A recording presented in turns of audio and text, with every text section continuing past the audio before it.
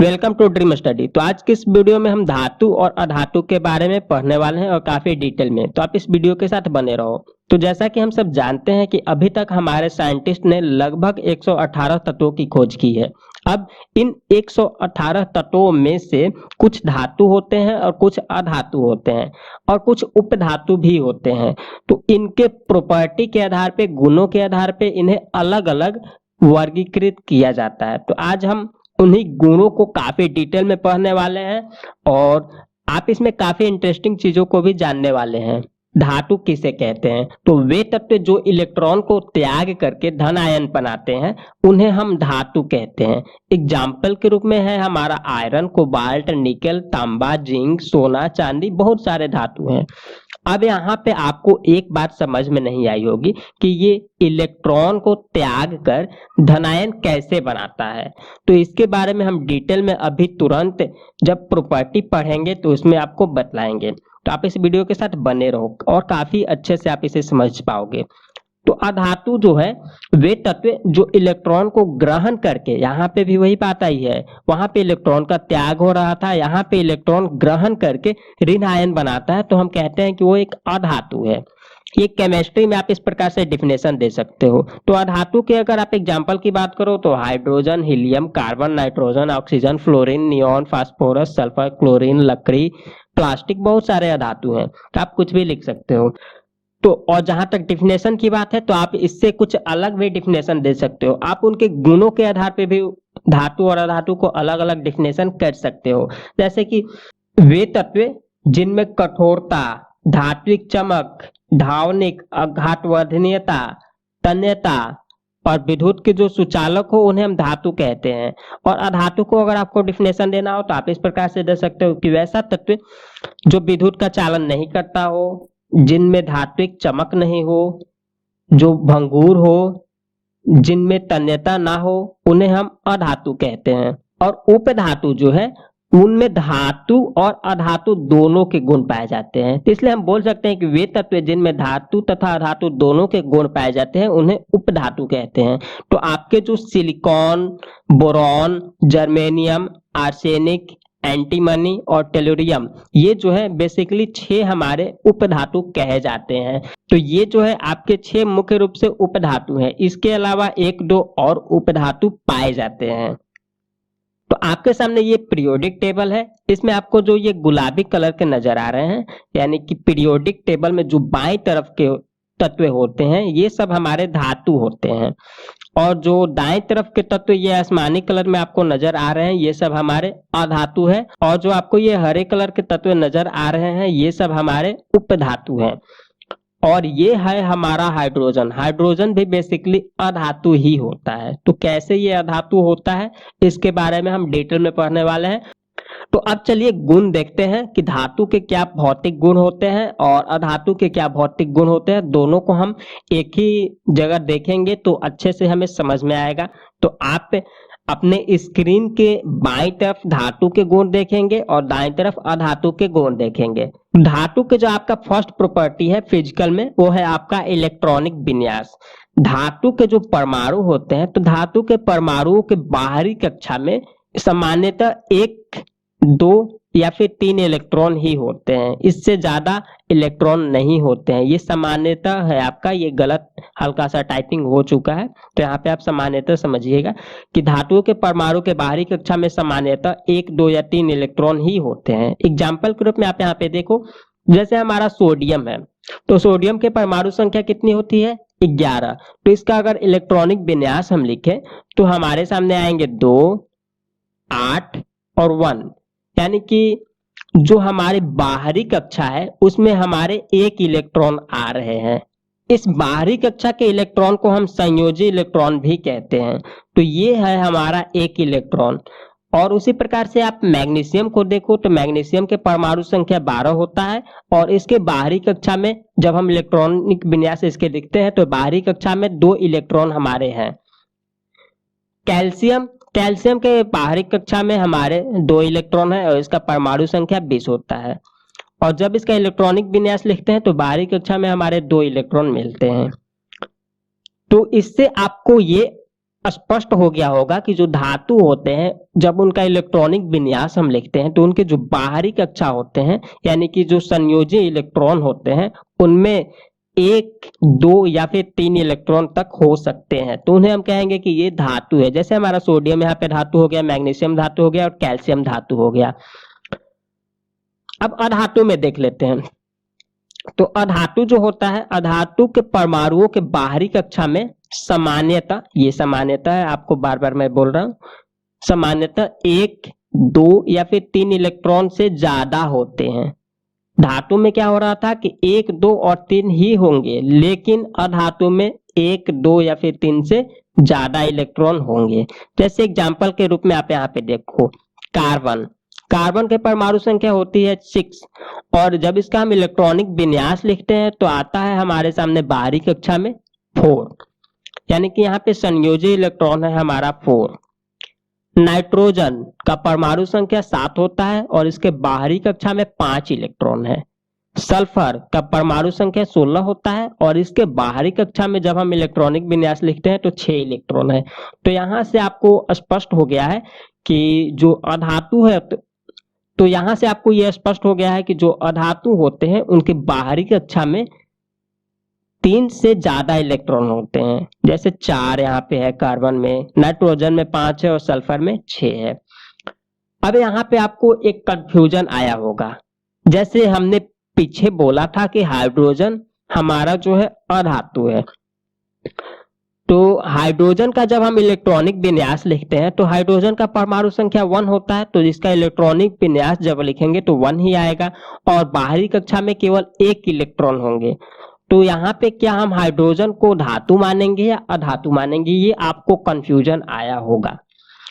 और उसी प्रकार से आपको कंफ्यूजन आएगा हीलियम में, क्योंकि हीलियम के परमाणु संख्या 2 होते हैं और इनके जब इलेक्ट्रॉनिक विन्यास लिखेंगे तो बाहरी कक्षा में हमारे 2 इलेक्ट्रॉन आएंगे। तो यहाँ पे हीलियम के बाहरी कक्षा में 2 इलेक्ट्रॉन आएंगे, तो यहाँ पे हाइड्रोजन और हीलियम को हम धातु माने या अधातु माने, ये बहुत बड़ा कंफ्यूजन है।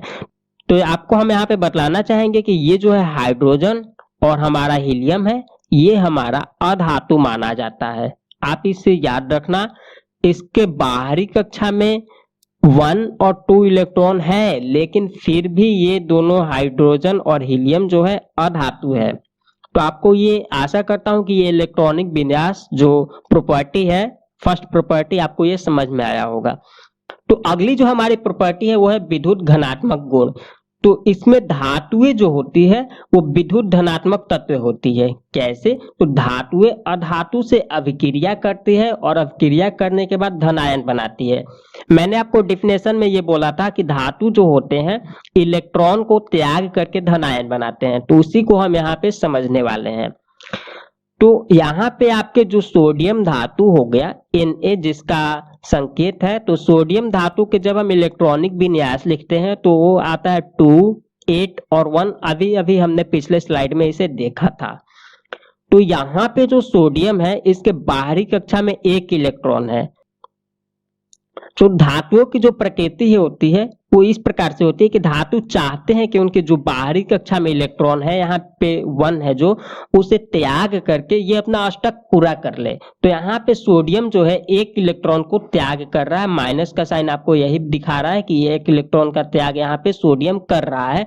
तो जब सोडियम 1 इलेक्ट्रॉन का त्याग कर रहा है तो यहाँ पे उसके इलेक्ट्रॉन बच जा रहे हैं 2 और 8, और ये 1 इलेक्ट्रॉन कहाँ जाएंगे मैं अभी आपको बतलाऊंगा। तो यहाँ पे सोडियम ने 1 इलेक्ट्रॉन त्याग किया, तो यहाँ पे इलेक्ट्रॉनिक विन्यास अब इसका हो गया 2 और 8, और इसने 1 इलेक्ट्रॉन का त्याग किया है यानी कि दूसरे अधातु को दिया है, इसलिए यहाँ पे पॉजिटिव का साइन ऊपर लग जाएगा यानी कि धनायन बना लेगा।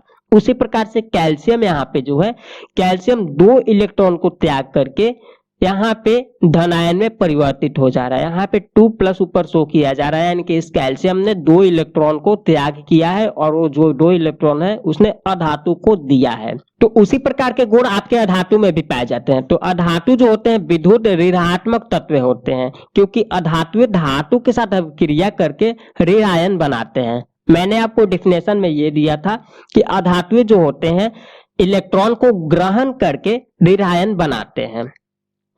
जैसे यहाँ पे आपके क्लोरीन है, क्लोरीन का इलेक्ट्रॉनिक विन्यास 287 है। यहाँ पे क्लोरीन ने एक इलेक्ट्रॉन को ग्रहण किया, यहाँ पे आपको शो किया जा रहा है प्लस से कि ये ग्रहण किया गया है, एक इलेक्ट्रॉन को क्लोरीन ने ग्रहण किया। तो यहाँ पे क्लोरीन की जो बाहरी कक्षा था उसमें 7 इलेक्ट्रॉन था, जब एक इलेक्ट्रॉन इसने ग्रहण कर लिया तो इसके बाहरी कक्षा में हो गए 8 इलेक्ट्रॉन। तो इसका अब इलेक्ट्रॉनिक विन्यास हो गया 288। अब इसने अपना अष्टक पूरा कर लिया है और चूंकि इसने ग्रहण किया है इसलिए यहाँ पे माइनस का साइन आया है। अगर कोई परमाणु किसी को इलेक्ट्रॉन देता है तो प्लस का साइन आता है, जैसा कि धातु में होता है वो बात, और यदि कोई इलेक्ट्रॉन परमाणु को ग्रहण करता है तो वहां पे माइनस का साइन आता है। अब इसे हम एक एग्जांपल के द्वारा समझेंगे कि कैसे ये लेते हैं और देते हैं। जैसे यहाँ पे हमारा सोडियम था, तो सोडियम जो था एक इलेक्ट्रॉन का त्याग कर रहा था, यानी कि किसी और को दे रहा था। तो आखिर ये देगा किसे? तो सोडियम जो है यहाँ पे, सोडियम के बाहरी कक्षा में एक इलेक्ट्रॉन है, तो यहाँ पे हमने एक इलेक्ट्रॉन यहाँ पे बना लिया है इसके। अब अधातु में क्लोरीन जो है, क्लोरीन के बाहरी कक्षा में 7 इलेक्ट्रॉन थे पहले। तो ये जो आपको ये कट के निशान नजर आ रहे हैं, ये सोडियम के ये क्लोरीन के 7 इलेक्ट्रॉन बन गए इसके बाहरी कक्षा के। अब सोडियम भी अपना अष्टक पूरा करना चाहता है और क्लोरीन भी अपना अष्टक पूरा करना चाहता है। यहाँ पे सोडियम के पास एक इलेक्ट्रॉन ज्यादा है, इसलिए सोडियम अपने एक इलेक्ट्रॉन का त्याग करेगा, और क्लोरीन के पास एक इलेक्ट्रॉन कम है अष्टक पूरा करने में, इसलिए क्लोरीन उस जो इलेक्ट्रॉन सोडियम ने त्याग किया है उस इलेक्ट्रॉन को क्लोरीन यहाँ पे ग्रहण कर लेगा। तो जब ये ग्रहण कर लेगा क्लोरीन तो आपके बन जाएंगे सोडियम क्लोराइड।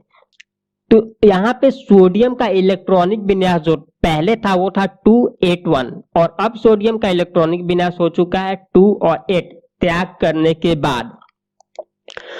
तो जैसा कि आप सब जानते हैं कि इलेक्ट्रॉन को निगेटिव साइन से डिनोट किया जाता है, प्रोटॉन को पॉजिटिव साइन से डिनोट किया जाता है। तो पहले जो इलेक्ट्रॉन और प्रोटॉन की संख्या थी सोडियम के परमाणु में वो बराबर थी, यानी कि 11 उसके इलेक्ट्रॉन भी थे और 11 प्रोटॉन भी थे। लेकिन सोडियम ने एक इलेक्ट्रॉन दे दिया क्लोरीन को, तो यहाँ पे अब उसके इलेक्ट्रॉनों की संख्या 10 हो गई और प्रोटॉनों की संख्या 11 हो गई। और प्रोटॉन का साइन होता है पॉजिटिव, और प्रोटॉन का साइन पॉजिटिव होने के कारण, प्रोटॉन की ज्यादा मात्रा होने के कारण अब सोडियम में यहाँ पे प्लस का साइन आ जाता है। उसी प्रकार से क्लोरीन में पहले जो था इलेक्ट्रॉन की संख्या था 17, और जब इसने एक इलेक्ट्रॉन ले लिया तो अब इसके पास इलेक्ट्रॉनों की संख्या हो गई 18, और इलेक्ट्रॉन को माइनस साइन से डिनोट किया जाता है। तो अब सोडियम के जो परमाणु है इसमें इलेक्ट्रॉन ज्यादा है प्रोटॉन से, इसलिए यहाँ पे माइनस का साइन आया। तो उम्मीद करता हूं कि आपको ये समझ में आया होगा पूरा फंडा कि कैसे ये प्लस हुआ, कैसे माइनस हुआ, कैसे इलेक्ट्रॉन का त्याग हुआ, कैसे इलेक्ट्रॉन का ग्रहण हुआ। उसी प्रकार से अगर कैल्शियम में देखा जाए तो कैल्शियम के बाहरी कक्षा में 2 इलेक्ट्रॉन है। तो कैल्शियम क्या काम करेगा, अपने 2 इलेक्ट्रॉन को किसी अन्य अधातु को दे देगा, तो कैल्शियम के भी अष्टक पूरे हो जाएंगे और जिसे ये देगा उसका भी अष्टक पूरा हो जाएगा। जैसे कि एग्जाम्पल के रूप में देखें तो कैल्शियम यदि ऑक्सीजन के साथ अभिक्रिया करेगा, ऑक्सीजन हमारा धातु है, तो ऑक्सीजन के साथ यदि कैल्शियम अभिक्रिया करेगा तो जानते हैं कि कैल्शियम के बाहरी कक्षा में 2 इलेक्ट्रॉन है और ऑक्सीजन के बाहरी कक्षा में 6 इलेक्ट्रॉन होते हैं। तो यहाँ पे ऑक्सीजन के पास 2 इलेक्ट्रॉन की कमी है और कैल्शियम के पास 2 इलेक्ट्रॉन की अधिकता है, इसलिए 2 कैल्शियम दे देगा ऑक्सीजन को और बन जाएगा कैल्शियम ऑक्साइड।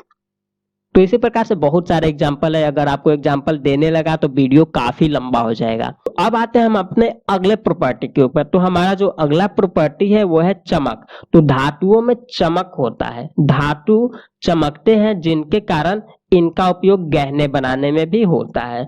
और अधातु जो होता है, अधातु में कोई चमक नहीं होता है। जैसे आपने कोयले को देखा होगा, कोयला चमकता नहीं है, लकड़ी को देखा होगा, लकड़ी नहीं चमकता है। तो अधातुओं में जो चमक नहीं पाया जाता है, इसलिए कहा जाता है कि अधातु की जो सरफेस है वो डल होती है। डल यानी कि बिना चमक के उसकी सरफेस होती है। तो हमने अभी अभी बोला कि धातु में एक विशेष प्रकार की चमक होती है जिसके कारण इसका उपयोग किया जाता है जीवर यानी कि गहने बनाने में। अधातु का जो हीरा है, हीरा सबसे चमकीला धातु होता है जो कि हमारा एक अपवाद माना जाता है। तो आपको यहाँ पे याद रखना है कि धातुओं में चमक होता है, अधातुओं में चमक नहीं होता है, लेकिन हीरा जो है हमारा ये अपवाद में है। हीरा काफी चमकदार होता है और ये कार्बन का एक प्रकार है, इसलिए हीरा आपको अपवाद में रखना है और हीरा जो है अधातु है। अगला जो प्रॉपर्टी है वो है कठोरता। तो धातुएं काफी कठोर होती है, इनमें से कुछ धातु जो है ज्यादा कठोर होता है और कुछ कम। जैसे लोहा काफी ज्यादा कठोर होता है और एल्युमिनियम लोहे से कुछ कम कठोर होती है। लोहे के कठोरता के कारण ही इसका उपयोग लोहे के पुल बनाने में किया जाता है, रेलवे के डिब्बे बनाने में किए जाते हैं और बहुत सारे चीज में उसका उपयोग किया जाता है। अपवाद में देखा जाए तो सोडियम जो है हमारा, सोडियम ये इतना मुलायम होता है कि इसे हम चाकू से भी काट सकते हैं। केवल सोडियम ही नहीं, सोडियम के अलावा लिथियम और पोटेशियम, आप याद रखना, सोडियम, लिथियम और पोटेशियम ये इतने ज्यादा मुलायम होते हैं कि इन्हें हम चाकू से भी काट सकते हैं। तो आपको मैंने यहाँ पे 3 एग्जाम्पल दिए जो कि अपवाद में है, सोडियम, लिथियम और पोटेशियम। यहाँ पे सोडियम को मैंने लिखा है, लिथियम और पोटेशियम को लिखना मैं भूल गया था, अभी उसको मैंने आपको बोल दिया। आप चाहो तो इसे नोट भी कर सकते हो कि सोडियम के अलावा लिथियम और पोटेशियम भी होते हैं जिन्हें हम चाकू से काट सकते हैं। और जो अधातु होता है, अधातु कठोर नहीं होता है, अधातु भंगुर होता है। जैसे उसे किसी से ठोकर मारे तो टूट जाता है, जैसे कोयले को यदि पीटे तो टूट जाएगा, चूर चूर हो जाएगा। अधातुओं में हीरा जो है सबसे ज्यादा कठोर होता है, तो ये आपके अपवाद में आ जाएगा हीरा, क्योंकि हीरा की कठोरता जो है वो सबसे ज्यादा होती है, धातुओं से भी ज्यादा कठोर हीरा होता है। तो हीरा को आप मत भूलिएगा, ये अधातु है फिर भी ज्यादा कठोर होता है। अगले प्रॉपर्टी है हमारा अघात वर्धनीयता। इसमें जो होते हैं धातुएं अघात वर्धनीय होते हैं। मतलब ये कि यदि हम एल्युमिनियम ले ले और एल्युमिनियम को पीटे तो उसका एक लंबा सा चादर हम लोग बना सकते हैं पीट पीट कर, यानी कि उसे पतला बना सकते हैं। आपने एल्युमिनियम फॉइल, सिल्वर फॉइल ये नाम सुना होगा, तो वो बेसिकली धातुओं को पीट करके पतला बनाया जाता है, यानी कि पतले शीट में उसे चादर के रूप में बदल दिया जाता है। क्यों? क्योंकि धातुएं अघात वर्धनीयता होता है धातुओं में। आप एल्युमिनियम को रखो और उस पर हथौड़ा मारो, क्या होगा कि एल्युमिनियम फैलने लगेगा, तो उसी को कहा जाता है अघात वर्धनीयता। अब इसी अघात वर्धनीय का उपयोग करके सोना और चांदी का उपयोग पतला पतला शीट बनाने में किया जाता है, और जब पतला चादर यानी कि शीट बन जाता है तो उसका जेवर बनाने में भी उपयोग किया जाता है। अधातु जो होता है उसमें अघात वर्धनीयता का कोई गुण नहीं पाया जाता है। अधातुएं जो होती है यदि हम उसे पीटे तो टुकड़े टुकड़े हो जाते हैं, वो टूट जाते हैं। अधातुओं को लंबे चादर में पीट पीट कर नहीं बदला जा सकता है। धातुएं तन्य होते हैं, यानी कि धातुओं में तन्यता का गुण पाया जाता है। जैसा कि हमने कोई धातु ले लिया और उसे गर्म करके खींच करके लंबे लंबे तार में परिवर्तित किया जा सकता है। धातुओं के इसी गुण के कारण लंबे लंबे तार बनाए जाते हैं खींच खींच करके धातुओं को। धातुओं में सोना जो है उसकी तन्यता सबसे ज्यादा होती है। अधातु में ऐसा कोई लचीलापन या फिर तन्यता नहीं पाया जाता है। यदि आप अधातु को खींचेंगे तो वो टूट जाएगा, क्योंकि अधातुओं में तन्यता नहीं पाया जाता है और उसमें अघात वर्धनीयता भी नहीं होता है, इसलिए उसे जब हम पीट करके खींचेंगे तो वो भंगुर हो जाएगा, टूट जाएगा तुरंत, इसलिए कहा जाता है कि वो भंगुर होते हैं धातुएं। अगला जो हमारा गुण है वो है बिजली तथा ऊष्मा के सुचालकता के आधार पे। तो धातुएं जो होती है बिजली और ऊष्मा दोनों के सुचालक होते हैं। जैसे कि यदि हम एल्युमिनियम के तार से बिजली को पास करें तो बिजली एक जगह से दूसरे जगह चली जाएगी। और ऊष्मा की बात करें तो यदि आप बर्तन में खाना बनाते हो तो उसके लौ नीचे लगते हैं फिर भी बर्तन ऊपर तक गर्म हो जाता है, क्योंकि धातु जो होता है ऊष्मा का भी चालन करता है एक जगह से दूसरी जगह पे। यदि आप किसी रॉड को किसी आग में गर्म करोगे तो जो सिरा आपने पकड़ रखा है वो सिरा भी गर्म हो जाएगा। जबकि आप गर्म कर रहे हो दूसरे सिरे को, फिर भी आपने जो सिरा पकड़ के रखा है वो सिरा भी गर्म हो जाएगा, क्योंकि धातुओं में सुचालक का गुण पाया जाता है, ऊष्मा का भी और विद्युत का भी।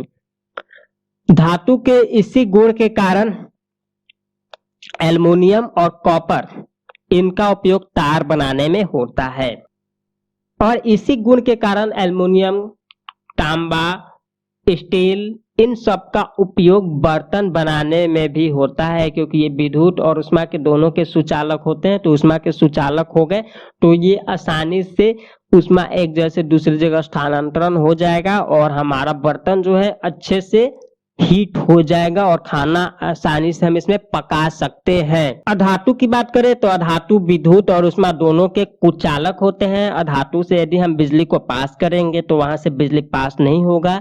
यदि ऊष्मा की बात करें तो यदि आप लकड़ी को जलाते हो तो लकड़ी का केवल एक सिरा ही जलेगा और दूसरा सिरा आपका गर्म नहीं होगा। जो सिरा जल रहा होगा वही सिरा गर्म होगा, दूसरा सिरा गर्म नहीं होगा। परंतु यहाँ पे ग्रेफाइट जो है हमारा अपवाद है, और ये जो ग्रेफाइट है विद्युत का सुचालक है, ये अधातु है, फिर भी ग्रेफाइट हमारा अधातु है, फिर भी ये विद्युत का सुचालक है। आपको ये अपवाद में याद रखना है। अगला गुण हमारा जो है वह द्रव्यनांक तथा गलनांक। तो धातुएं जो होते हैं, धातुओं के द्रव्यनांक और गलनांक काफी ज्यादा होते हैं। मतलब ये कि धातुओं के यदि पिघलाया जाए तो ज्यादा टेम्परेचर पे पिघलेंगे और धातुएं ज्यादा टेम्परेचर पे उबलेंगे भी। तो गैलियम और सीजियम, यहाँ पे सीजियम होगा, ये टाइपिंग में हल्का सा मिस्टेक है। तो गैलियम और सीजियम ऐसे दो धातु हैं जिनका मेल्टिंग पॉइंट यानी कि गलनांक बिंदु इतना कम होता है कि यदि इन्हें हम हाथ की हथेली पर भी रखें फिर भी ये पिघल जाएंगे। तो आपको अपवाद में ये गैलियम और सीजियम दो याद रखना है। अब अधातु की बात करें तो अधातु का जो मेल्टिंग पॉइंट होता है वो काफी कम होता है। आपको ये याद रखना है। हीरा का मेल्टिंग पॉइंट काफी ज्यादा होता है, ये अपवाद में हमारा है हीरा अधातु में। अगला जो गुण है वो है भौतिक अवस्था। तो धातुएं जो होते हैं सामान्यतः रूम टेम्परेचर पे यानी कि समान तापमान पे ठोस होती है, लेकिन कुछ धातु ऐसे हैं जैसे कि पारा का जो धातु होता है ये सामान्यतः रूम टेम्परेचर पे लिक्विड के फॉर्म में होता है, इनकी द्रव अवस्था में रहता है। जबकि अधातु जो होता है, अधातु ठोस भी हो सकते हैं, द्रव भी हो सकता है और गैस भी हो सकता है।